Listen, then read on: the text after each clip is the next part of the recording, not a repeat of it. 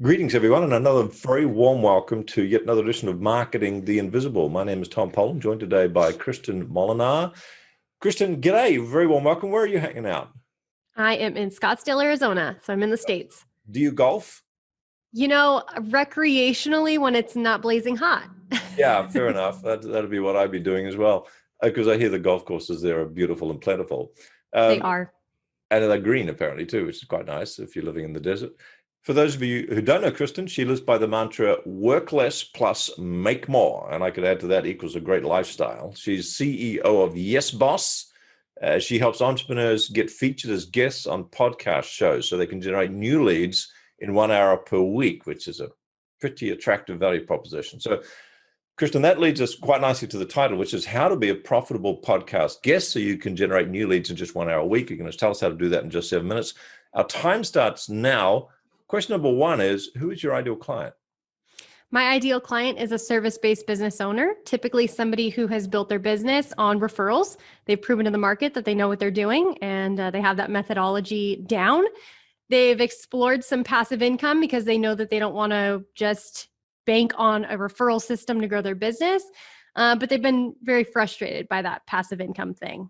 And so that leads us probably to question number two. What's the problem you solved? 6.5 minutes left. Yeah, consistent leads. Our focus on being a podcast guest, like that strategy is really for us, it's networking on steroids.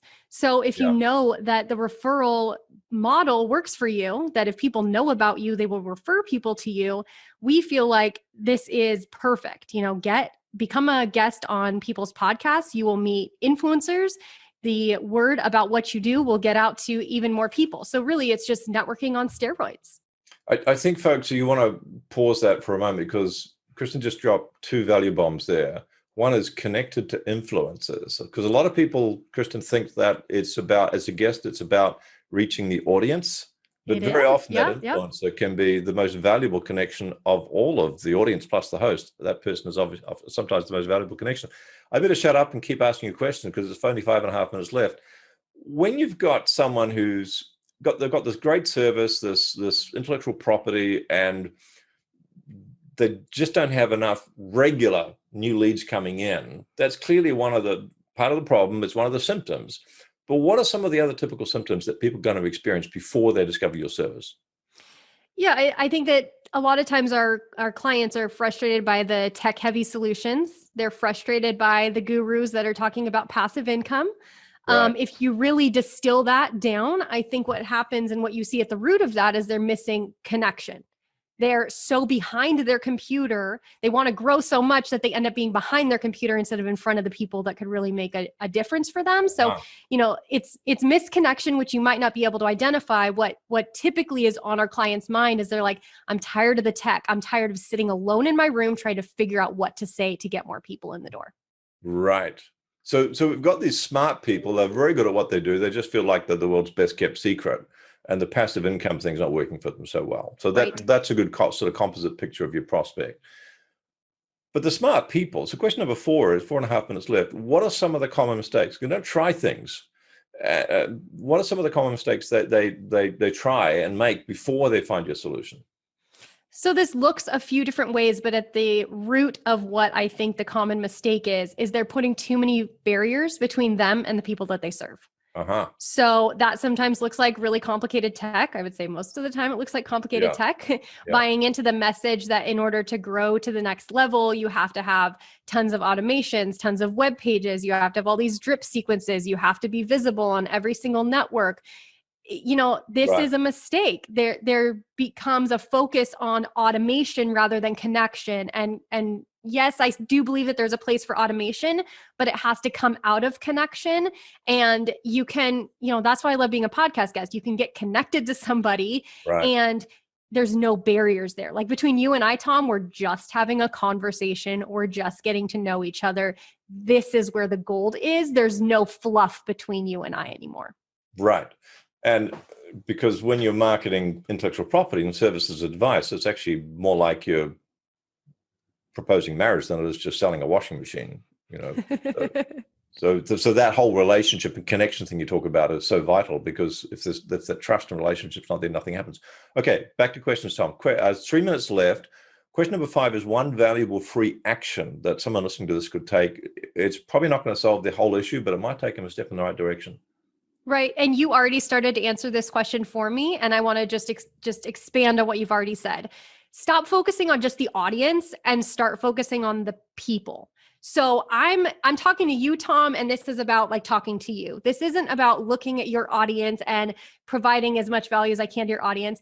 Granted, your audience is going to get value from this conversation, but when I come into a relationship with somebody and a conversation with somebody, it's easier for me to just talk to you and just to make sure that you know that you're the most important person in the room with me right now, versus the traditional, marketing approach would be only connect with people that have an audience that you want to attract. Right.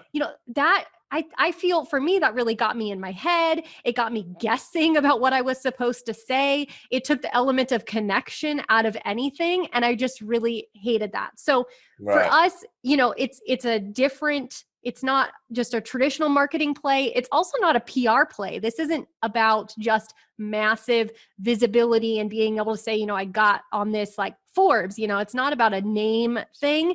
It's about connection. So that's what needs to happen, is find people that you want to connect with. And that's the key. Find people, not audiences. Find people that you want to connect with and start to do that. When you do that, you can do things like send a LinkedIn message, send an email, like get personal. It's so much easier to connect with somebody one-on-one. Perfect. Thank you. Smart and authentic. Question 6, we've just got 75 seconds left. 2 questions to go.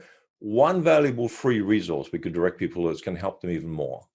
Yep. So I have poured everything about being a profitable podcast guest. It's called Double Your New Client Leads by being featured as a podcast guest. Even if you don't have a large social media following or your own podcast, I've distilled it into a very concise 10-minute masterclass that's going to walk you through my strategies and help you just do it yourself. Beautiful. And the URL is yesbossva.com/podcast guest. So that's www.yesbossva.com/podcast guest. Question number 7, Kristin, and we've got a whopping 35 seconds left. What's the one question I should have asked you but didn't? How do I know that this works? And how do you know that it works? I thought that when I became a guest on people's podcasts that I needed to have a back-end strategy, that I needed to have a freebie offer and all this stuff, which obviously I do, right? We did build that out. Right. What I noticed is the people that came through my freebie offer, I had to nurture the heck out of them. And it just was this long tail strategy. The best people that have come to me have heard me on a podcast or been introduced to me by a podcast host, and they're pre-sold. They know that they want what I offer. So just be connected to people. Kristin Molenaar, thank you so much for your time. Thank you. Thanks for checking out our Marketing the Invisible podcast. If you like what we're doing here, please head over to iTunes to subscribe, rate us, and leave us a review. It's very much appreciated. And if you want to generate 5 fresh leads in just 5 hours, then check out www.5hourchallenge.com.